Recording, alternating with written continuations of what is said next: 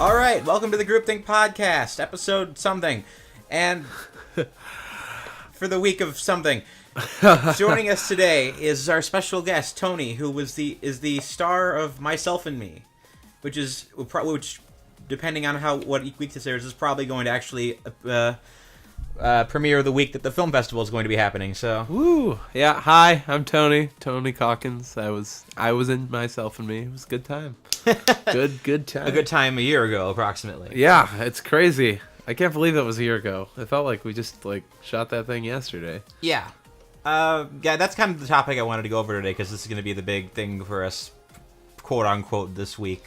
So. Okay, cool. Do you remember when I approached you about that, or how we kind of talked initially? Yeah, it's a little weird. My friend had added me to this Chicago actor page, and there was someone who had posted, they were forwarding. I forgot who exactly, but someone had posted in the group "Hey, chat. So they're trying to make this film and they're looking for actors, and you just submit over Craigslist." I'm like, I'm down. I'll submit. So then I got a Skype call. It was for 2 of your films, actually. Well, I forgot what the other one was. The other one is City of Lights, which is currently in the bidding for 3 film festivals. So okay, cool. Well, good luck to you with that one. And so I read for both, and then you ended up over Skype, and you ended up liking me for Myself and Me, which I was really interested in because the comedy is kind of my thing. So I really liked the vibe of that one. Sure. Yeah. And I don't remember how much time there was between when I cast it and when I shot it. I just remember, I think we did all our casting in May of last year. Yeah, it wasn't very. I wasn't waiting a long time after I was cast. It was okay.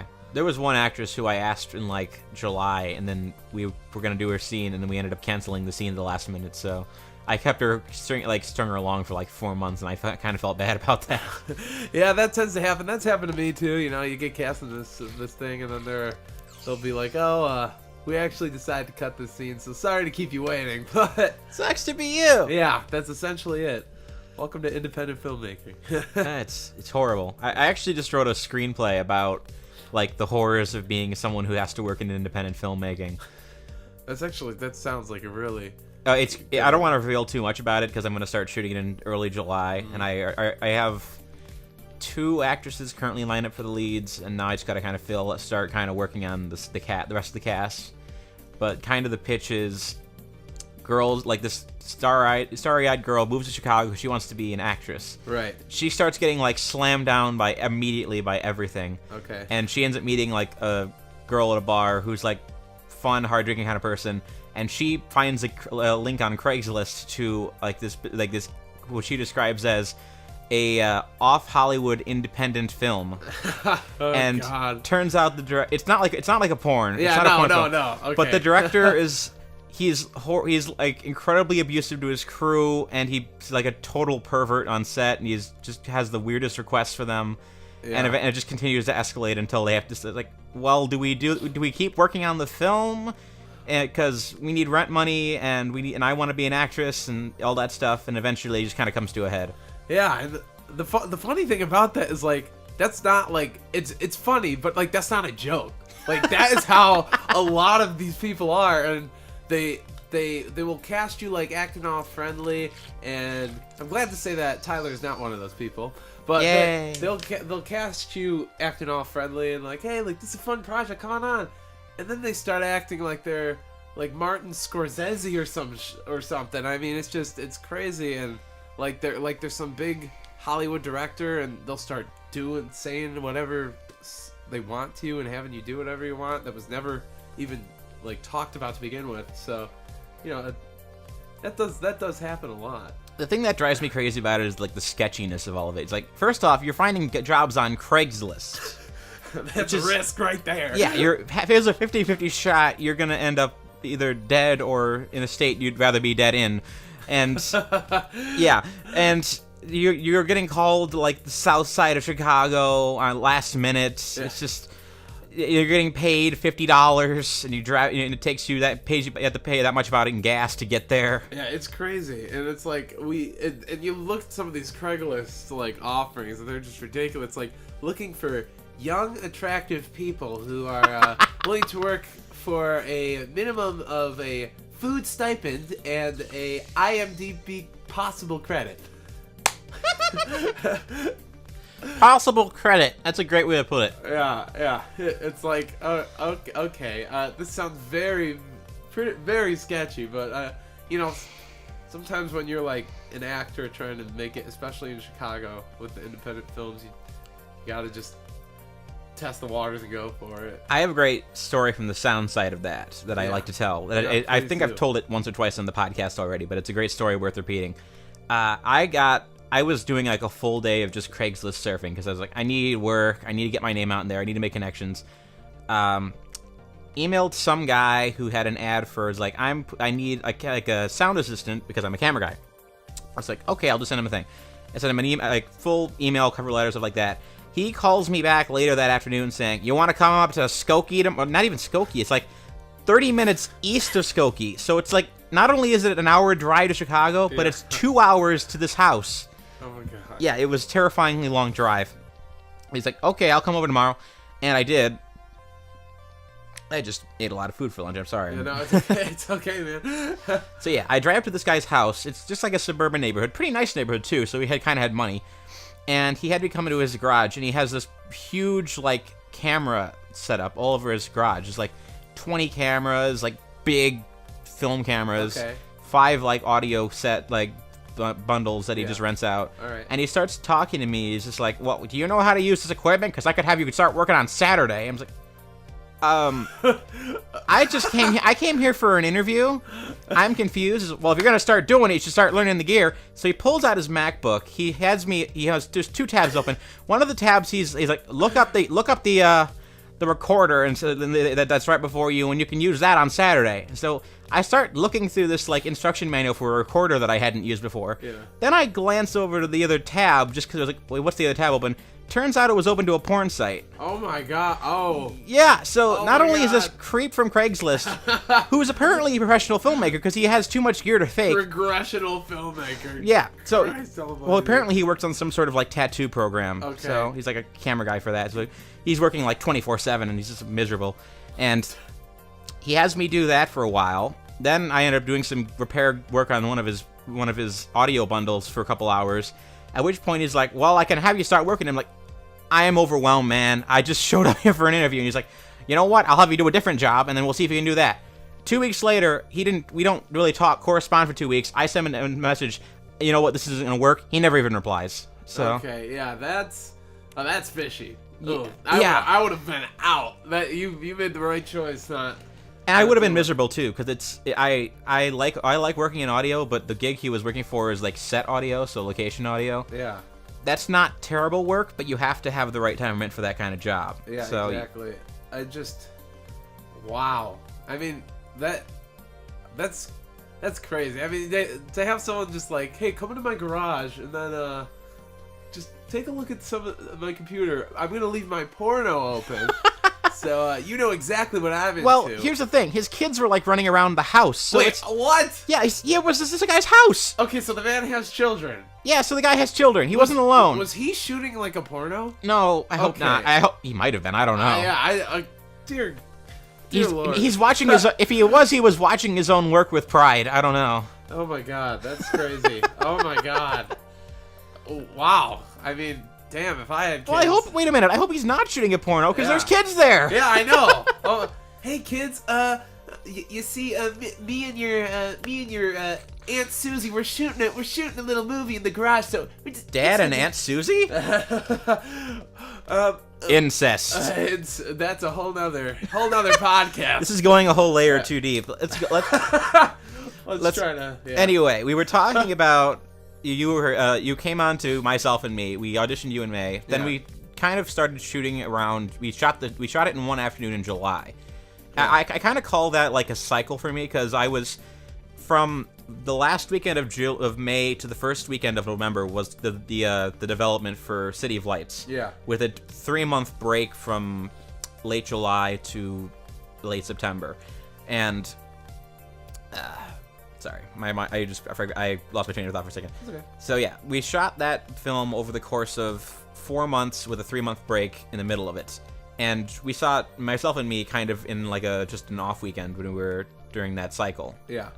And I'm trying to remember how it kind of went down, just because it took a while to get everyone on the same page or come to figure out how we do this.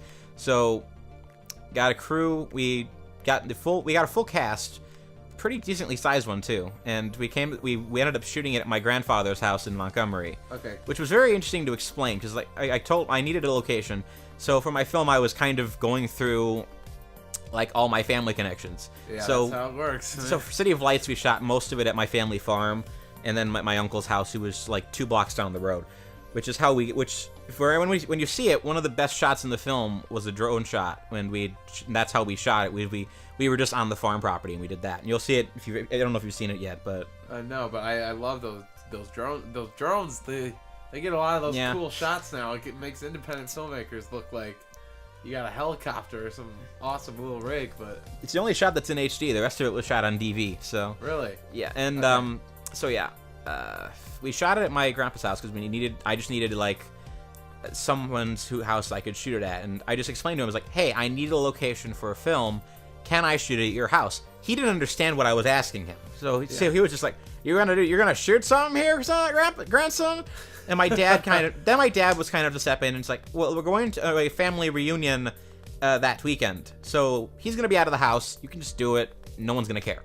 And he's like, well, when you're done, I want to see it, which isn't happening because the film is way too dirty for him. Okay. Yeah, no Gramps.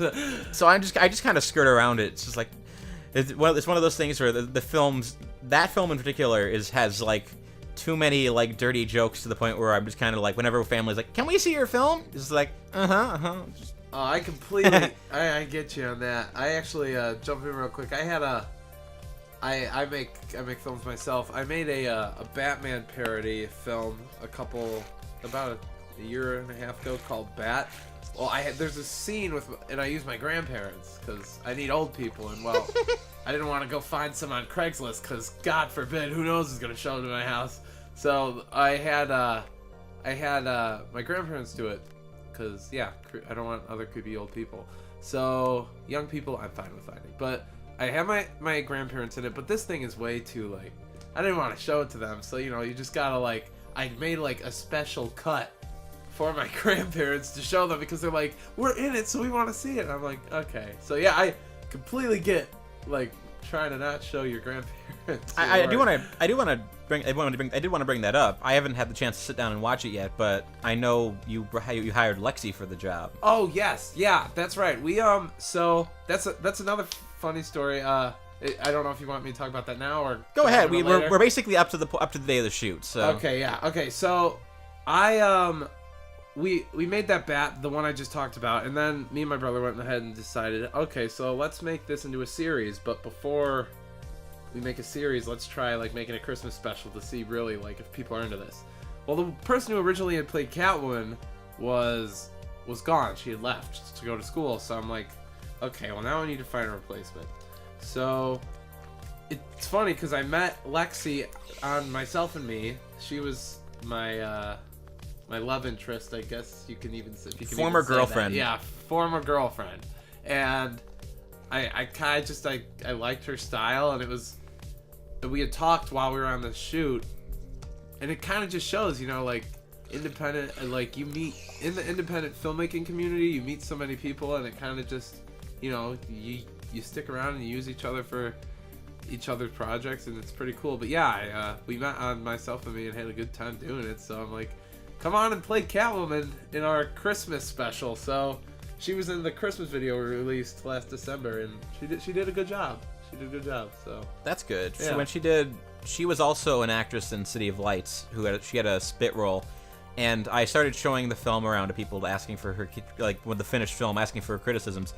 She was generally considered the best actress of that film. So yeah, she's good. So she should keep going with it, and she was great to work with in Bat. And the thing about it was that scene we had filmed, at least in she's willing to do a lot of stuff. I mean, like, she was willing to like in Myself and Me, she'd throw some hits. So I mean that was fun to work. And then in my film, like she had to it was a rooftop scene in the snow, and it was like 10 degrees, soaking wet. She's wearing this like excuse me, open backed leather Catwoman suit.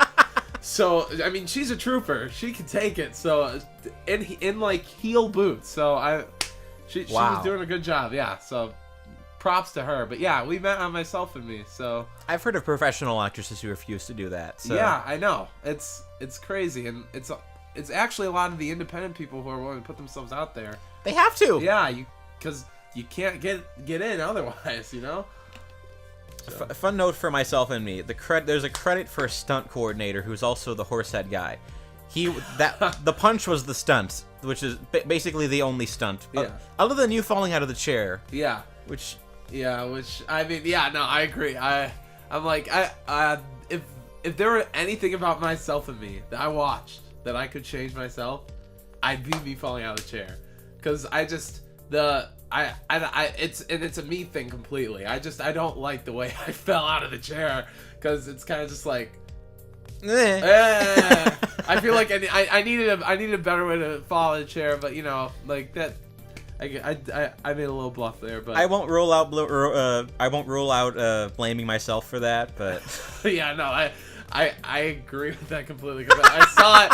I'm like, I saw the first draft you sent to us, and I saw myself fall in a chair, and I'm just like, crap, is that how I did it? I'm like, I hope this is just like, and then like, no, I guess that was it. But I've learned that I need to work on my acting skills of falling out of chairs.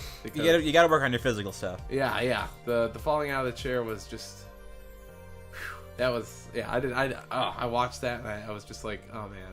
But yeah. Then the hit thing, yeah. That worked out well. We tried a few things, because I know I think I was slapped. I think I was slapped once. Or once or twice, and then we tried to punch it. That was fun. I liked doing that. I think we had an argument about that on set as to what we should do.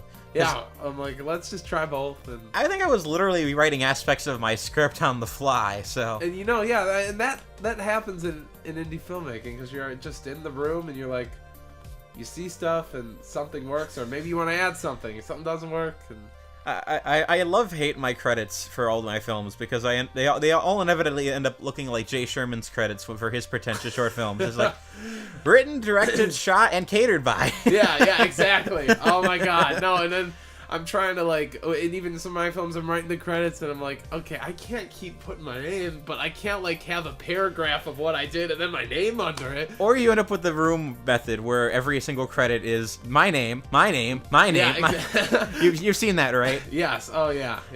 Directed by Tommy Wiseau, written by Tommy Wiseau, executive produced by Tommy Wiseau, produced by Tommy Wiseau. It's just like, then it's just becoming like a parody of itself, and you're like, oh, is this the joke? I just read The Disaster Artist, and which is the book based by Greg Sestero.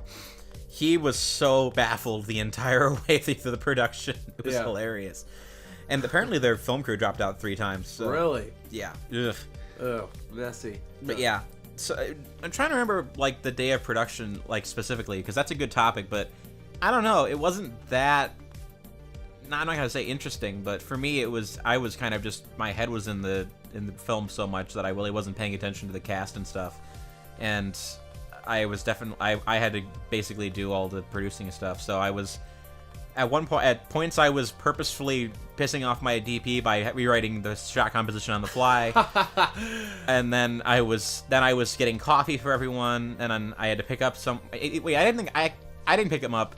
I think Tom picked him up. Yes, I think you're right about that. Actually. Yeah, I think Tom picked up the Chris and Emo Jack, and then I don't know.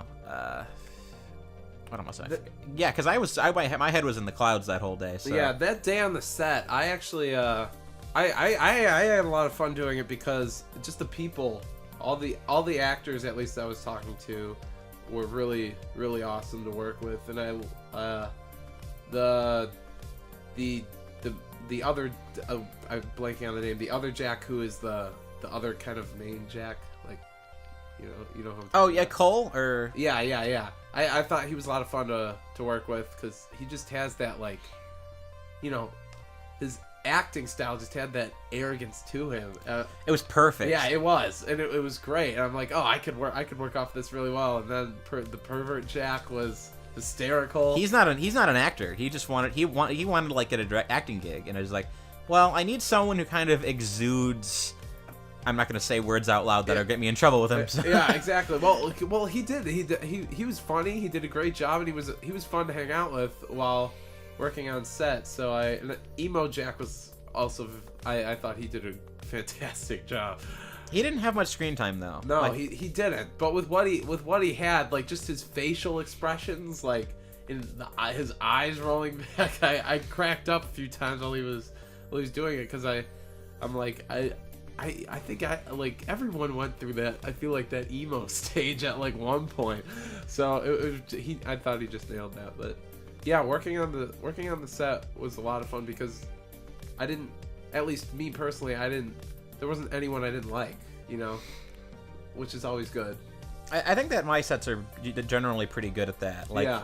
When I did this and when I did City of Lights and when I also did another film called The Good, the Bad, and Nerdy, which I don't talk about much anymore. And right. Just because I shot it 2 years ago and it's the most amateurish crap ever. Yeah, everyone has amateur. I have loads of. Oh, it's yeah. The only reason it's still on the internet is because I consider it a historical artifact. Yeah. I have this pet peeve about content creators who delete their old stuff. So yeah. it's like, you know what? I don't like this film very much anymore, but if someone really wants to see, like, if some super fan of me for some reason wants to stalk me and find, like, this is his first film, man, this is where it all comes from, it's like, fine, it's freaking on YouTube. Yeah, exactly. I keep a lot of my old work up there too because it's just, well, first off, I wanna save it just because, like, I want to look back at this stuff. I'm gonna laugh because as much as it isn't good, like, you have to admit the amateur stuff was fun to make. Yeah. You know what I'm saying? It's fun, that's for sure. Yeah, so it's like a memory. So, like, you're right. You deleting the old stuff just. Plus, there's a huge progression in talent between this film and the next one. Yeah. And then there's gonna be between City of Lights and then the audition, which I'm writing now. Yeah. And it's just Every what you're watching. film, you're gonna keep getting better. And then hopefully someone actually hires you. But that's head in the sky sort of stuff. So. Independent filmmaking sucks. Like, that's just. Oh, it does. Yeah. I have a degree in filmmaking. I can't wait to work at Starbucks. Yeah, exactly.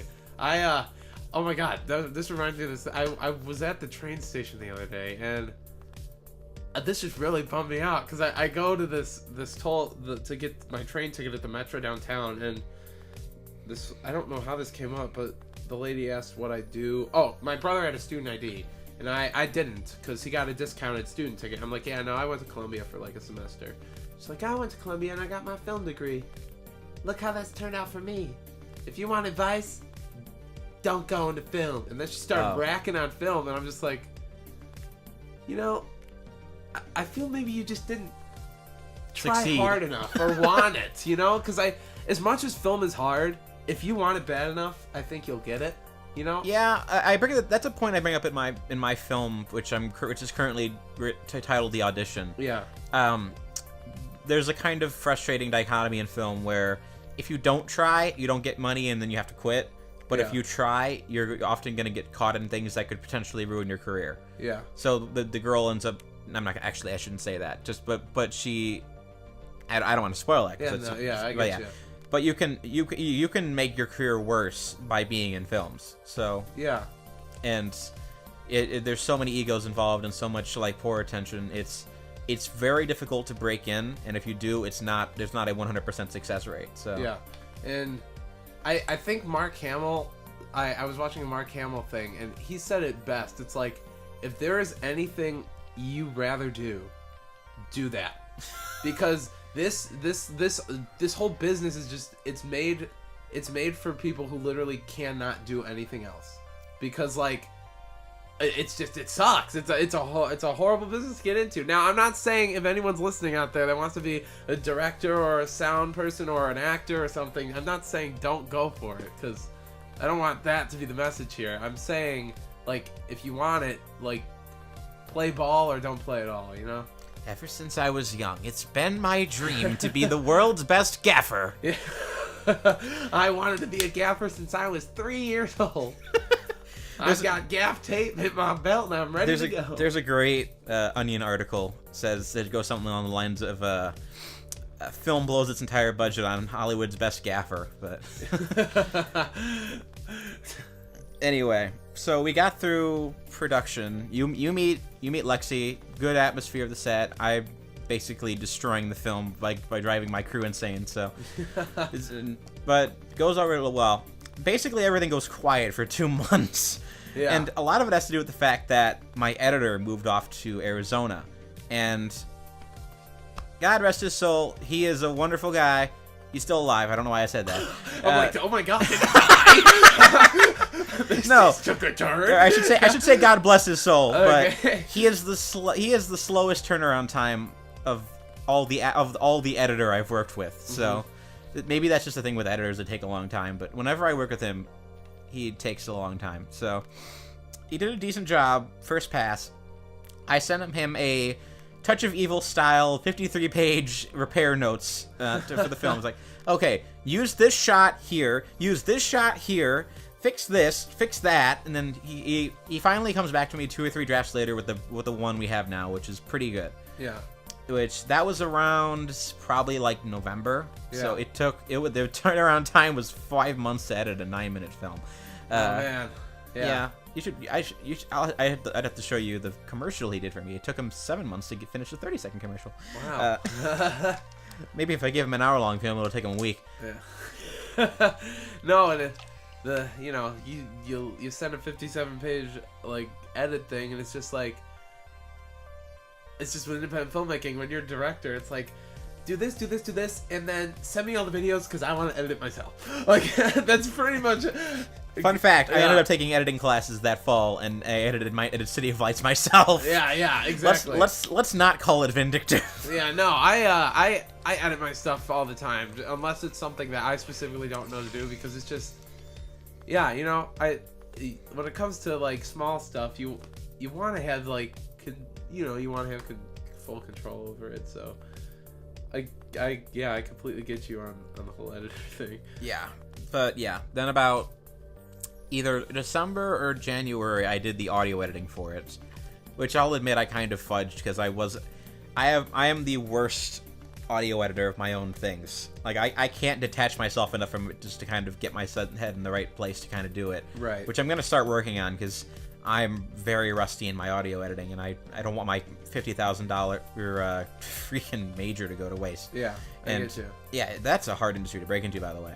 I have not been successful with it, so. Okay. Yeah, so we finished the editing around probably late February, and that's about the time I started submitting it to film festivals, which is like the Illinois International Film Festival, which is where it's going to be premiering later in I believe the 20th of May. So yeah, I'm more than proud of that film being accepted in there, and I'm happy for it, and that's really awesome. I do want to touch back on production real quick. That one shot. Am I allowed to talk about?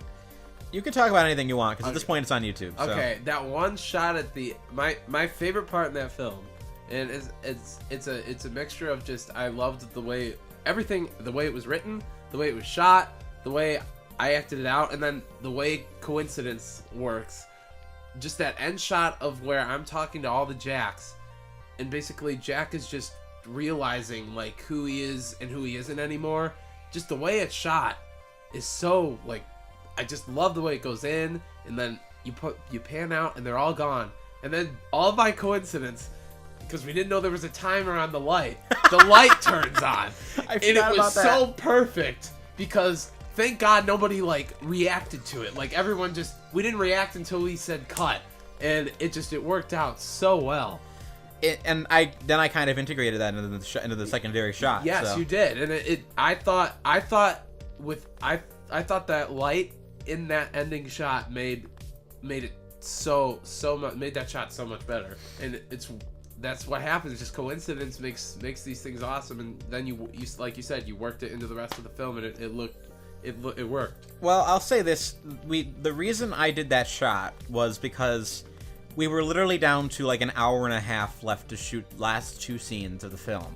And because I basically said we got to clear out the house by like 5. So yeah. So it's like we have 2 more scenes to shoot.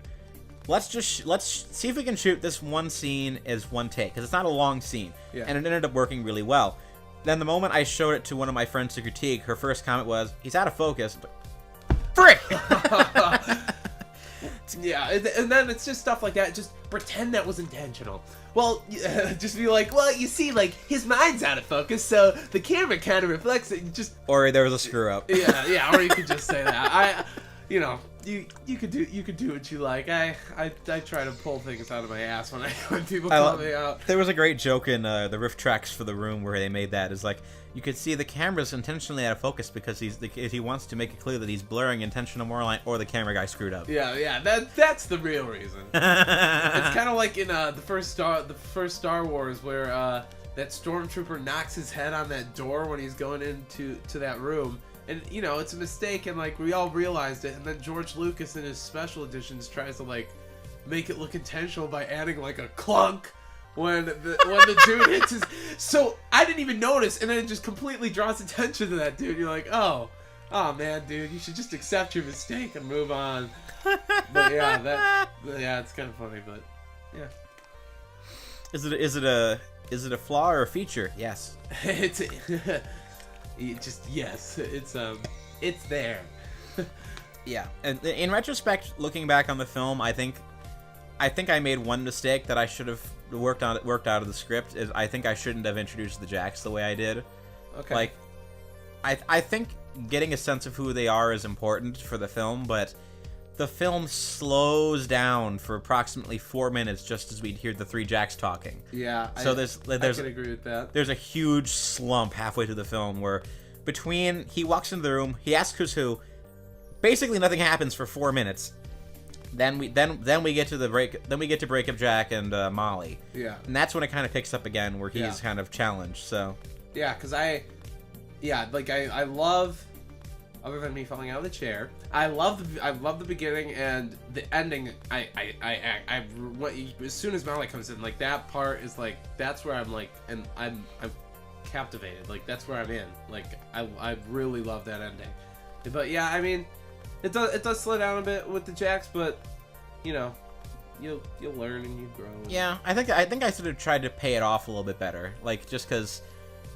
His basic payoff of the film is him screaming that I'm not you anymore. Yeah, and then they don't really go anywhere as characters. They don't really grow. Yeah, maybe Breakup Jack does a little bit. Yeah, because he has the realization moment first, or which was edited out of order for some reason. There were like 2 or 3 scenes I could not express how to edit for the film. Yeah, and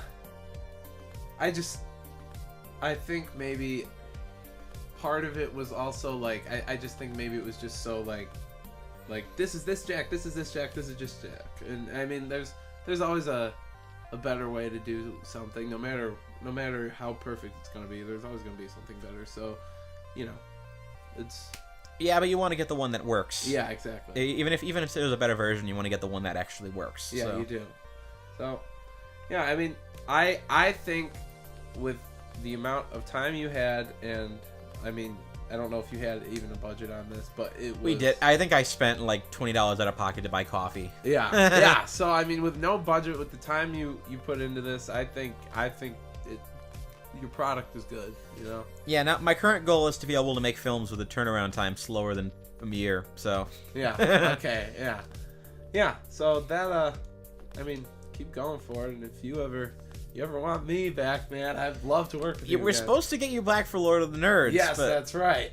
And then I don't know what happened to that. Here's what happened. The day after Christmas, everything started falling apart. Okay. It might have been Christmas Day. I don't remember because we lost Vanya, who was going to be, I forget which character she was, but she was going to be one of the lead females. Yeah. And the only actress we could find who could do the role was not a convenient situation because she needed a ride, she needed somewhere to stay while she was in town. Good actress, very nice person. I don't want to make her sound bad, but it would not have been convenient to have her on set. Right. And then things just started compacting. We lost crew at the last minute. We lost one of our actors. And I was at the point where I could have shot the film, but it would have meant spending the next evening of my life calling in every single number. And at that point, I was staring down 4 days of shooting in the snow with incredibly limited time. And I was just like, there's no way this is going to end up the way I want it to be. Yeah. I am so not looking forward to this. This is not going to be fun. This is going to be difficult. I need time. I need the actors I need my crew.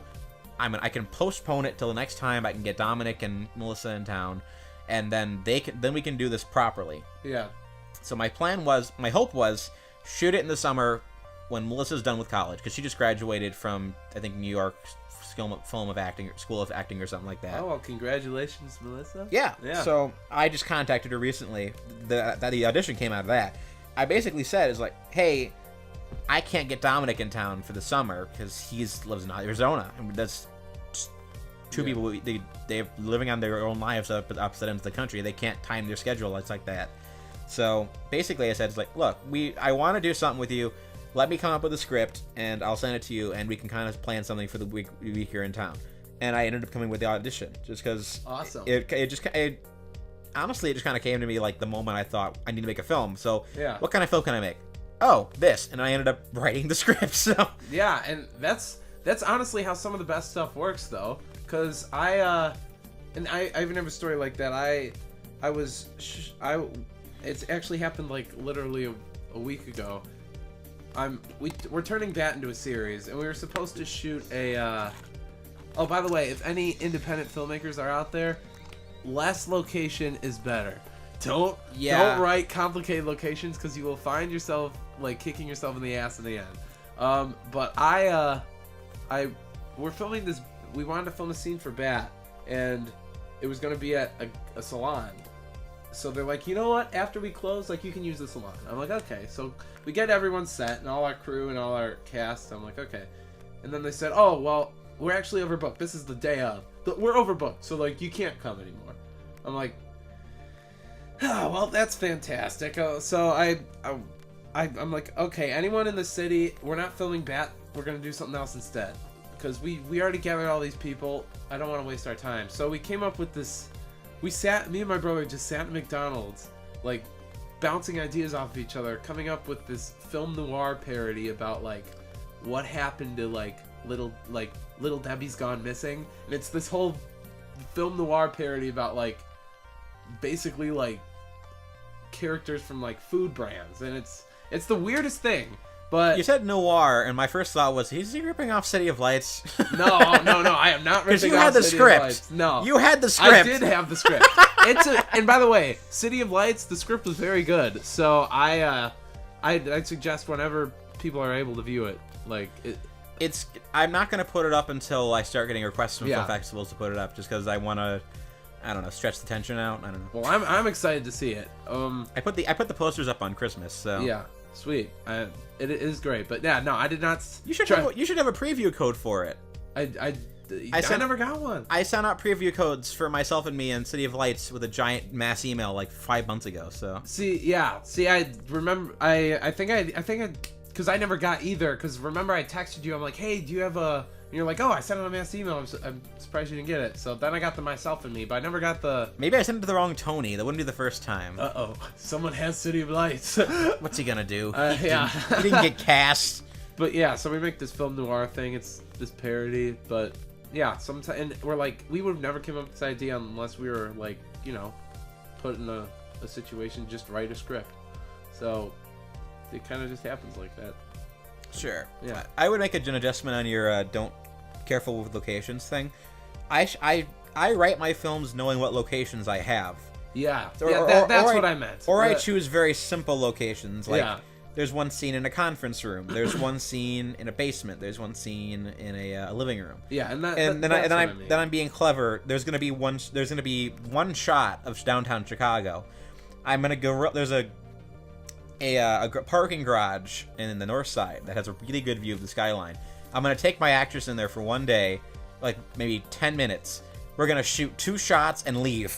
Yeah. And then that's gonna be like the intro shot. It's like, I'm arriving in Chicago, and then the rest of it's gonna take place indoors. Yeah, that's a great idea, and that's what I meant by location. Like, don't write anything you don't think you can get, but just be like, oh well, I'll get it later. Like, write things you know you have access to. And to be fair, I knew I had access to the salon. It just, things are always in independent filmmaking.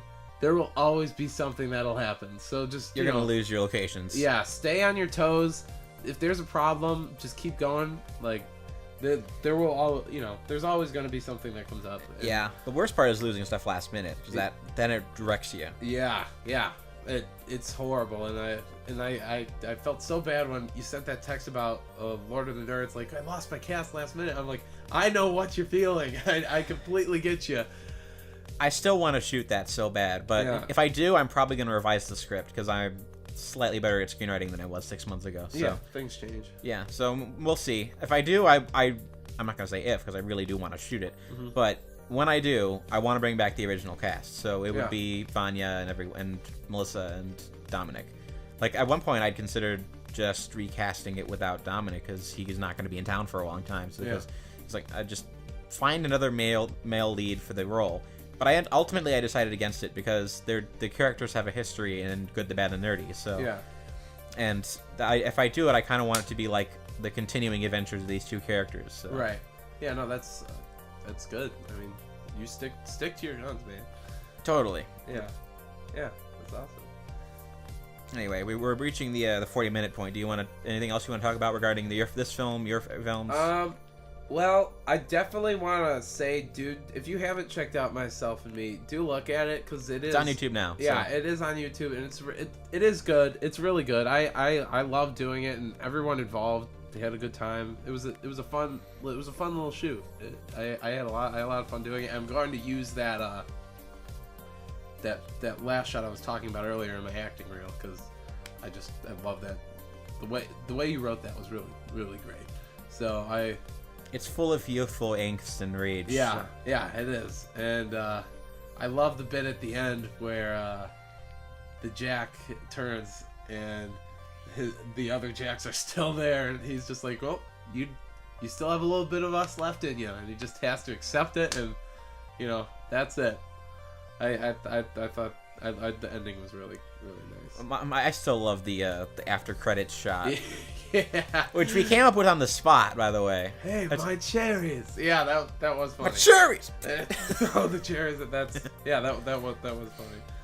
Oh, man. It has weird implications, but it's funny. Yeah, and so check that out, and if you don't mind, look me up. I'm at youtube.com/TonyTJ7. Watch Bat. Yeah. It's spelled with a bat and a B and then the at signal. At sign. Yeah, B and an at symbol to kind of, it's funny, I think. At least I think I'm funny. Maybe you won't. Only way to find out is to check. But yeah, like I said, Lexi was in the Christmas one, and we're gonna trying to make a series, and we'll release some more stuff. And just watch Lexi's gonna be the only one of us that gets famous. Yeah, I know, right? She would deserve it, but she's good to everyone who deserves it. Maybe we could collaborate sometime and do some fun stuff. So sure, we can all. Just gotta find things to do. So exactly, awesome. Well, that's all I really have to plug or talk about, and someone hire him. He needs money. Yes, please hire me. Me too. If you're a famous Hollywood person, we both need money, and we'll work for cheap. Yes, we'll work for cheap. I won't do nudity unless you pay me enough. I have several good ideas, none of which involve his nudity. So. All right. Yeah. Anyway, this has been the Groupthink Podcast. Thank you so much for coming on, man. Not a problem. Thank you for having me. Everyone else, have a good afternoon. Bye-bye.